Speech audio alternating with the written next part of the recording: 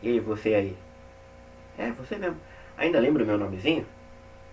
Pikachu? Coloca embaixo aí. Aí, obrigado. Tô de volta e hoje para falar de um assunto que eu sou absolutamente suspeito para falar, que é um pouquinho, um trechinho, uma ninharia da história de Nossa Senhora Aparecida.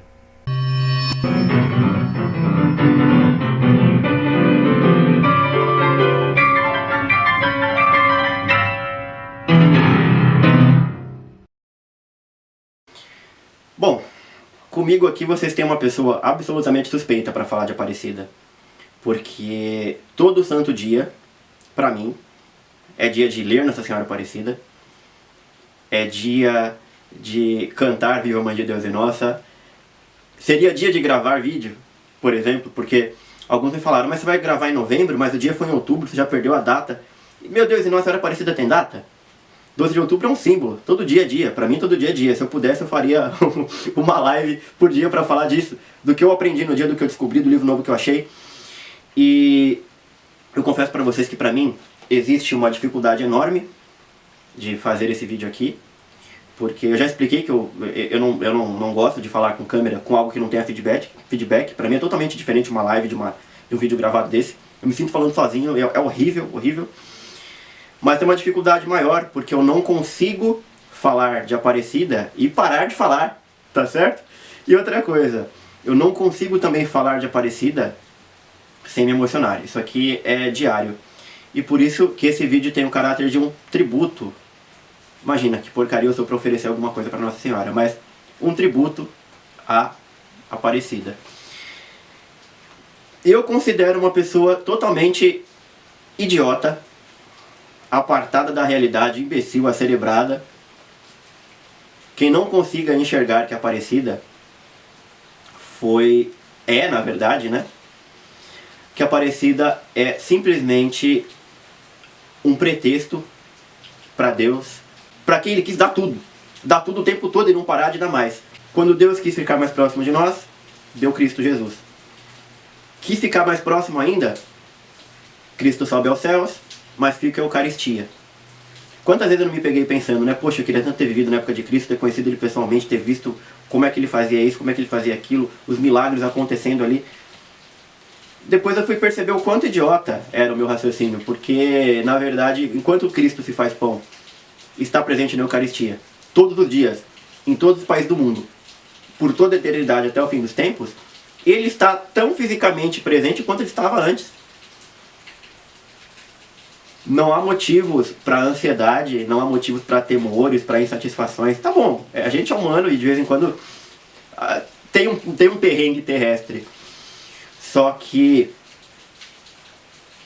Deus fora do tempo, na eternidade, e a gente dentro do tempo e dentro dos prazeres e das tribulações e das tristezas e das alegrias, se a gente aprende um jeito, uma técnica de sentar nessa parte de Deus aqui para que Ele nos leve, todos os problemas são resolvidos de imediato. Porque nas asas ou nas costas de Deus somos todos atemporais. Não existe transtorno, não existe saudade, não existe absolutamente nada. E Deus, às vezes, quando Ele quer provocar uma devoção e quer ficar mais próximo ainda, mais do que a Eucaristia, mais do que a salvação, mais do que a cruz, mais do que a ressurreição, Ele vai lá e dá uma Nossa Senhora Aparecida. Ele podia ter dado algo melhor? Nunca. Nunca. Ele não dá mais ou menos, tá? E ele foi dar o melhor presente possível. Eu acho extremamente estúpido, como eu dizia no começo, quem não consiga enxergar que Nossa Senhora é um pretexto fofo de Deus. Um pretexto para dar tudo que Ele tem e para não parar de dar sobre este país. E Nossa Senhora é muito brasileira, muito peculiar. Eu reparo que tudo aquilo que a gente nota de peculiaridade na conduta do brasileiro, nos fatos, aqui parece que as coisas não fazem sentido. Como dizem, a NASA tem que estudar o Brasil. E Nossa Senhora Aparecida não é um caso diferente. Tem algo mais brasileiro do que uma santa ser tirada do rio, negra, e já veio quebrada. Beleza.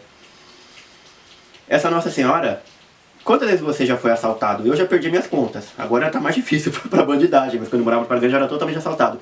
Nossa Senhora Aparecida foi assaltada praticamente a vida dela inteira, certo? E já foi quebrada. E alguém poderia me falar assim, mas será que Deus não tem como que eu poderia dizer? Uma indisposição com a devoção à Nossa Senhora? Será que é tão milagre assim? Tal? Eu não sei porque as pessoas não questionam assim Fátima, Lourdes, mas a Aparecida fica com o pé atrás, é a maior burrice. Gente, que valor que tem uma estátua de barro para Deus perante uma alma eterna e espiritual? Para Deus, a salvação de uma alma, de um mendigo sujo e faminto que seja, tem muito mais valor do que uma imagem. Por mais que essa imagem seja fonte, ou melhor, veículo, fonte ela não é, mas veículo de milagres. Não me sai da cabeça que Deus tenha permitido que o Marcos Rogério tenha quebrado a imagem em 1978 para chamar a atenção. E, sigam a minha linha de raciocínio, seria suficiente para Deus permitir a quebra de uma imagem e a sua posterior reconstrução para salvar uma alma. Se ele quisesse chamar a atenção de uma pessoa, ele permitiria que essa estátua fosse quebrada.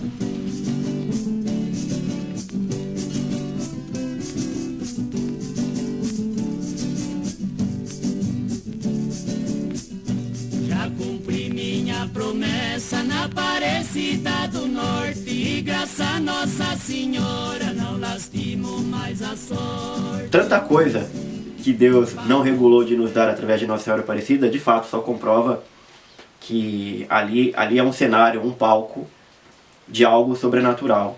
E não agora, mas o tempo todo.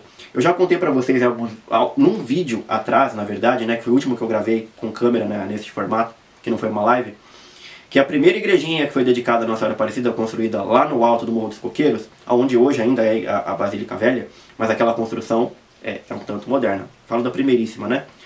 Média, de pequena para média, já tinha ali a Sala dos Milagres, porque as pessoas não tinham nem como agradecer mais do que elas já agradeciam, e a igreja não suportava mais tantos presentes dados a Nossa Senhora. Se a gente evoluir 100 anos depois disso, 100 anos, ou melhor, não, vamos continuar no século XVIII. A imagem foi pescada em 1717, mais ou menos para o final do século XVIII, ou seja, recentíssimo, a pesca. Eu digo recentíssimo porque a devoção demorou para surgir publicamente, né? Até que o padre Vila conseguisse construir ali a primeira igreja. Mas vocês vejam que já no final do século XVIII, em Sorocaba, o que tem a ver Sorocaba com Aparecida? Já se inaugurava a primeira igreja em honra de Nossa Senhora da Aparecida. Aparecida com 2 P's, grafia da época. Da Aparecida. E assim já iam começando a surgir vários outros pontos de devoção. O que espalhou, na verdade, a devoção de Nossa Senhora Aparecida não foi a pesca e os peixes, etc, porque essa história dos peixes nem ficou tão famosa na época assim. Ficou famosa em filme, em novela, hoje a gente ouve falar muito disso, na época nem tanto.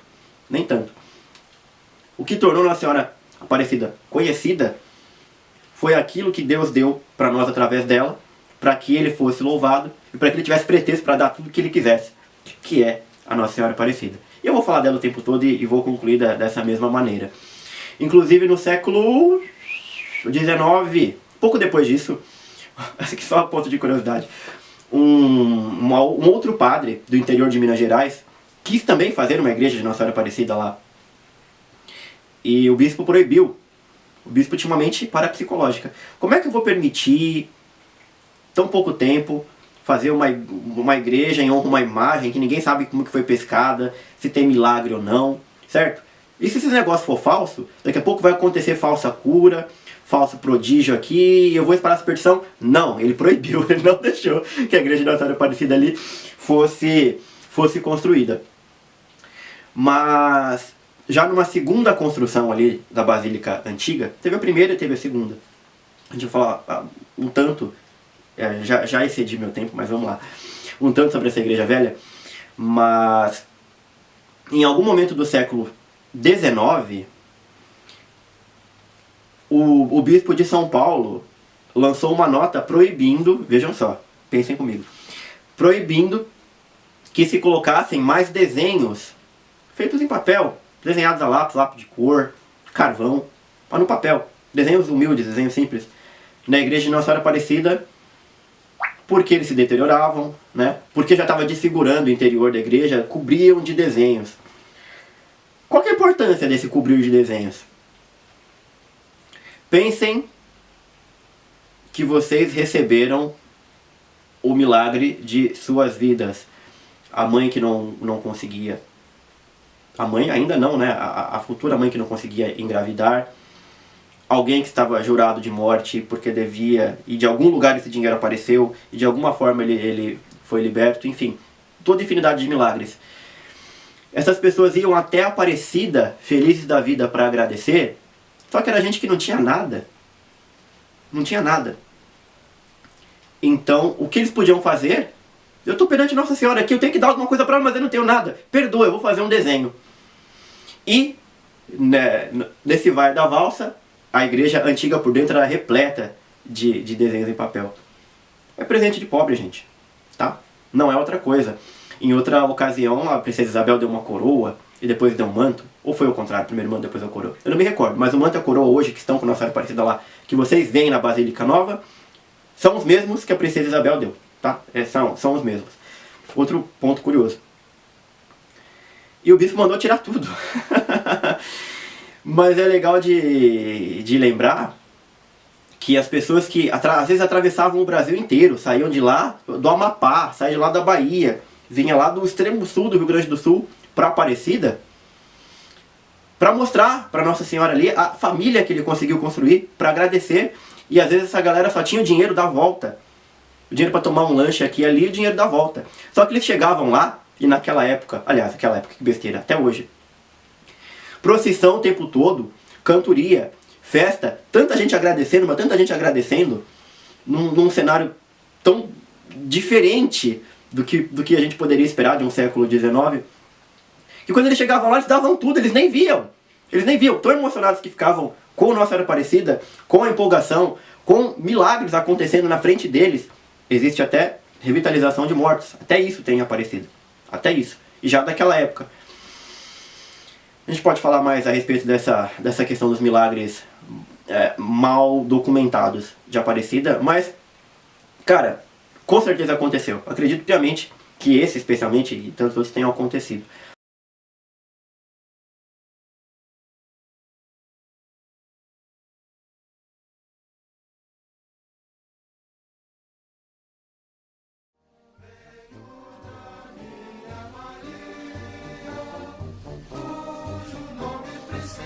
Mas a pessoa chegava lá e ficava tão embebida, tão emocionada por estar diante de Nossa Senhora Aparecida, tanto que ele queria ver ela de perto, ele dava tudo. Quando ele olhava pro bolso, ele não tinha mais nada. E aí a galera se ajudava, não, pedia esmola com a família, feliz da vida, já ganhou uma vida ali mesmo. Voltar pra casa era assim, era um brinquedo, era brincadeira. Então fazia uma vaquinha lá e voltava.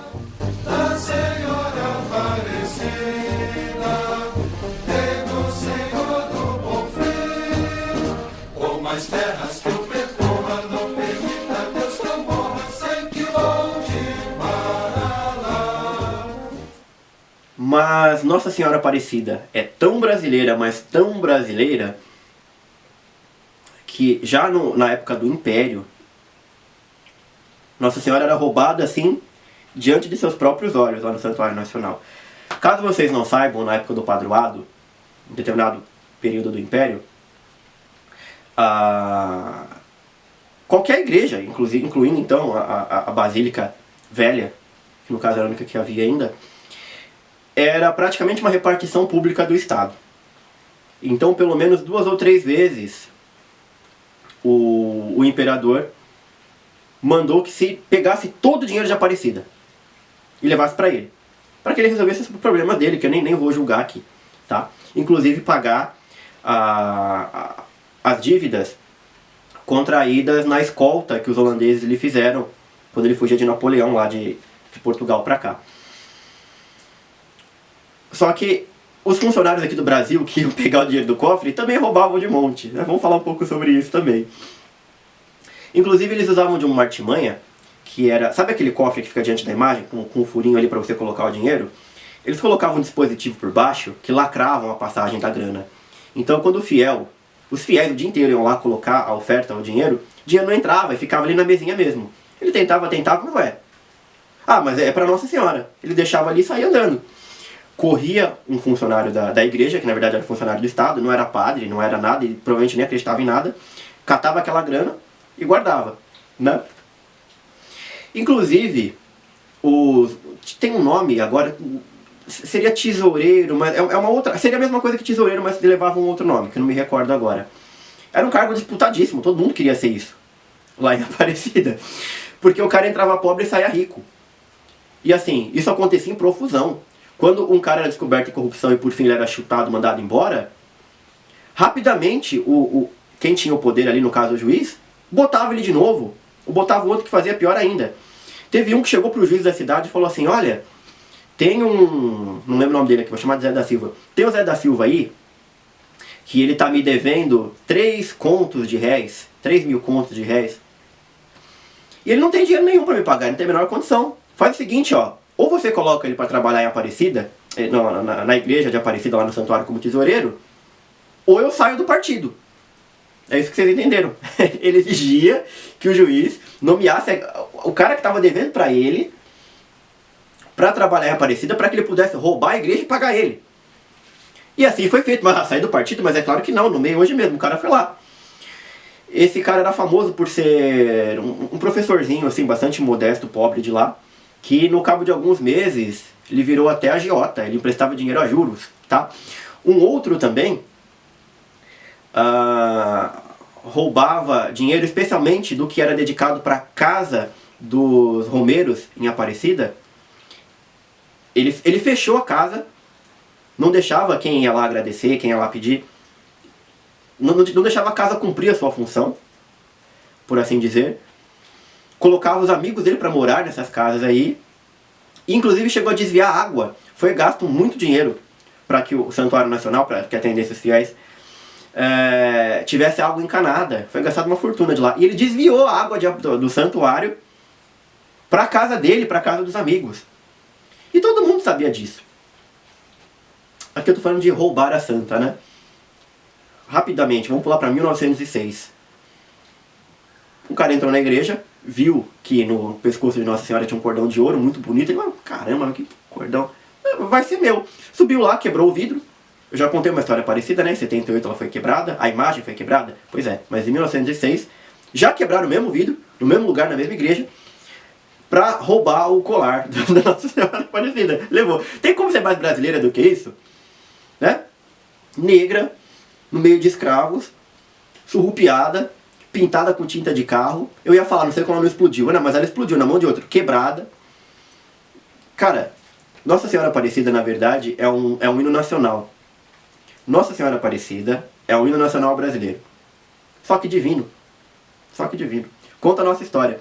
Inclusive eu conheço vários e vários pastores, aliás, perdão, eu conheço vários evangélicos e já soube da história de 2 pastores que rezam para Nossa Senhora Aparecida. De evangélico que alguma coisa acontece em casa, minha Nossa Senhora Aparecida, valei-me Nossa Senhora, etc, etc, etc. O coração brasileiro é indissociável da devoção mariana de Nossa Senhora Aparecida. Essa aqui é a verdade indiscutível.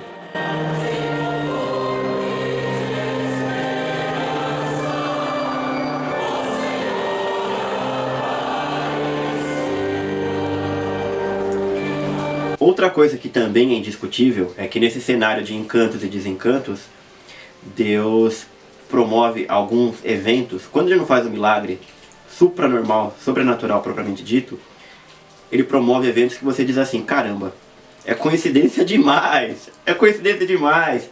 E quando é coincidência demais, pra mim ela não é coincidência. Inclusive, se tratando de um ambiente de milagres.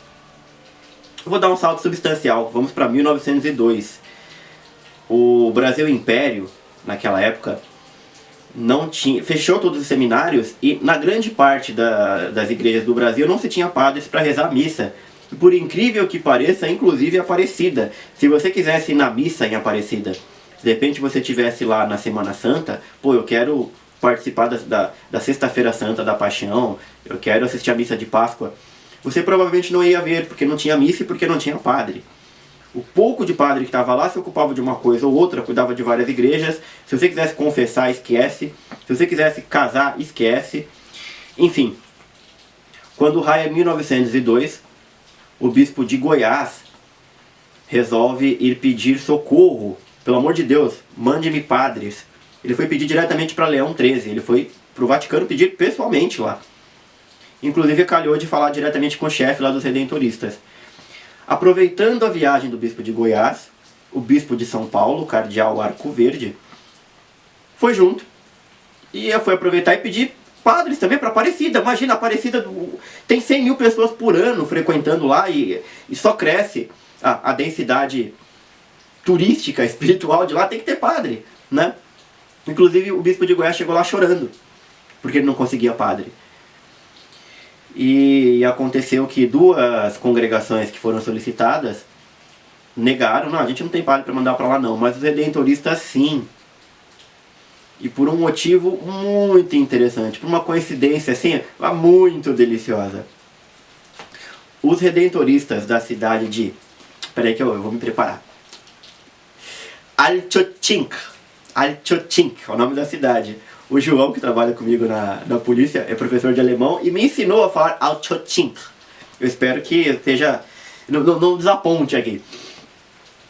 Os padres de um vilarejo alemão chamado Alchotink estavam muito tristes naquela ocasião, naquela época em que os bispos do Brasil foram para o Vaticano pedir padres, porque eles cuidavam de um pequeno santuário que outrora era dedicado, assim, acho que o santuário era milenar, ele já foi dedicado a cultuar deuses pagãos. Um santuário pequeno, redondinho, todo preto, preto de velas, porque ali é local de milagres também, e onde era venerada uma Nossa Senhora preta. A diferença é substancial, assim, mais substancial entre ela e Nossa Senhora Aparecida é porque a de Alchotink, a mãe preta de Alchotink, carrega, na verdade, né, um menino Jesus no colo. E os padres redentoristas adoravam cuidar daquela igreja. Aquela devoção à Nossa Senhora era a menina dos olhos deles, era a razão de eles estarem ali. E por um conflito político eles tinham acabado de perder a jurisdição sobre aquilo. E assim, estavam muito abatidos. Eles adoravam aquilo lá. Nesse momento, chega lá 2 bispos da Terra do Nunca e que pedem, pelo amor de Deus, então para os redentoristas virem cuidar de uma Nossa Senhora, também preta, aqui, ou melhor, lá no Brasil, né? Não pensaram 2 vezes, mandaram 13 padres redentoristas que vieram apaixonados. É que eu não sei fazer descrição cinematográfica, mas se eu contar pra vocês como foi a viagem, eles ficaram doentes lá, chegaram no Rio de Janeiro, quando aportaram lá, 2 se perderam, esqueceram de descer do navio com documentos na mão, voltaram para pegar nos quartos e se perderam dos outros. É uma história maravilhosa. Mas eles estavam desesperados para cuidar da mãe preta do Brasil. Perdemos outro Tink, mas pô, agora a gente tem a Aparecida, né? E lá estão os redentoristas até hoje. Muita coincidência, né? Pro meu gosto a coincidência até é demais. Mas beleza, vamos continuar. Retorno aqui para a surrupiada Aparecida de meados, mais ou menos a década de 40 e 50 do século XIX, 1840, 1850. Os administradores metiam a mão em Aparecida no cofre, levavam tudo, e aquela igreja, que não tinha sido tão bem construída assim, porque apesar dos pesares ela ainda era modesta, ela começava a ruir, certo? E como Nossa Senhora Aparecida e a sua igreja era simplesmente uma fonte de dinheiro e nada mais, nunca resolveram liberar a verba. Melhor, liberar não, porque não era deles, né? A verba era toda do santuário.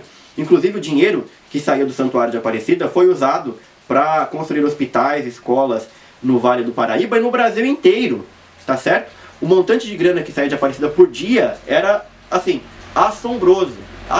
Era uma mina de dinheiro. O cara que pegasse a Aparecida para cuidar, conseguisse virar o tesoureiro, virava o rei do mundo naquele momento.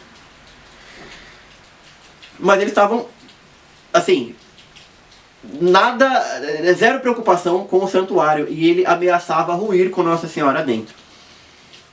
Vários artigos de jornais da época descreviam que da própria assembleia, da nave central da igreja, você via que além daquele lugar que não tem missa, não tem sacramento, não tem nada, apesar de ser ambiente de festa e gente entrando e saindo o dia inteiro, o cálice preto de poeira, as paredes marcadas, uma desgraça. E como eles nem ligavam pro santuário, acho que eles nem enxergavam que aquilo estava caindo aos pedaços, né? De vez em quando alguém tinha um estalo, falava, vamos liberar uma graninha aí? Ah, uma coisinha. Vou fazer um agrado no povo para isso aqui não cair de vez. Chamaram o primeiro mestre de obras. Ele começou a trabalhar, recuperar a igreja, trabalhou um pouquinho, mandaram embora. Ah, agora trocamos aqui de administração, não tem dinheiro para isso não. Chamaram o outro, a mesma coisa. Nesse ínterim, chega em Aparecida o nosso herói, o cônego Joaquim do Monte Carmelo. Pensa num padre treteiro, de encrenca. Galera, se vocês acham que eu sou encrenqueiro, se vocês conhecem alguém que vocês consideram encrenqueiro, muito difícil que ele seja mais encrenqueiro do que o cônego Joaquim do Monte Carmelo. Quando ele entrou num mosteiro beneditino na Bahia, e aliás ele era baiano também, Dom Pedro I visitou. Dom Pedro I? Sim. Visitou lá. E o Monte Carmelo não dobrava a língua, não passava vontade de fazer críticas. Ele falou que o governo do Pedro I estava uma merda. Na frente do Dom Pedro, assim. Na frente. Que inclusive era o chefe da igreja, tá? O nosso bispão era Dom Pedro nessa época. Ah, seu governo é uma merda e tal. Eu não sei nem como Dom Pedro não se ofendeu com ele. E algum tempo depois ainda até conseguiu, até ele conferiu uma distinção, tipo, Cavaleiro da Ordem de Cristo, alguma coisa do gênero. Apesar de não sei como, mas aconteceu. O cônego do Monte Carmelo foi enviado para São Paulo, muitos anos depois, arrumando encrenca em tudo que era lugar. Por onde ele passava tinha encrenca, todo mundo já sabia disso, ele já tinha fama. Antes dele chegar, a galera já estava esperando que vinha encrenca. E ele trabalhou aqui na Catedral da Sé, em São Paulo. Recordo vocês que não é essa construção que a gente tem hoje. O lugar é mais ou menos o mesmo, mas a Sé era outra, né? E durante uma missa de Dom Lino, por uma treta nascida por um conflito político daquela época, entre maçonaria, império, e etc., a possível república, etc. Dom Carmelo era muito envolvido nessa questão política, extremamente envolvido. E ele era politicamente contrário ao bispo de São Paulo, a diocese da qual ele trabalhava, né? E durante uma missa, ele já estava ferrado com o bispo ferrado com ele. Era hora do Dom Carmelo fazer uma leitura na missa. E o bispo falou, ó, sua vez, pode ir lá. Dom Carmelo olhou pro bispo e falou, não vou, vai você. Rolou um bafafá, um buchicho no altar, era a missa de Natal ainda. Como o povo, pensem em novela de época, não era muito diferente daquilo, o povo, porque todo mundo ouviu aquela afronta, né? A missa acabou ali, foi suspensa na metade, tá certo? Não teve essa leitura e não teve mais missa.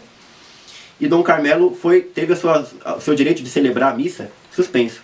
E nessa época ele celebrava missas aqui em São Paulo como uma espécie de padre... Qual o nome que se dá para aquilo? Eu não me recordo agora. Mas ele tinha uma certa autonomia para trabalhar. Então ele recebia um salário diferenciado e conseguiu reunir um montante, comprou uma chácara aqui perto da minha casa, inclusive. E morava ali. Só que ele conseguiu arrumar tanta treta, que ele cansou e falou, não, chega, eu vou para outro lugar, agora eu vou para o Vale do Paraíba.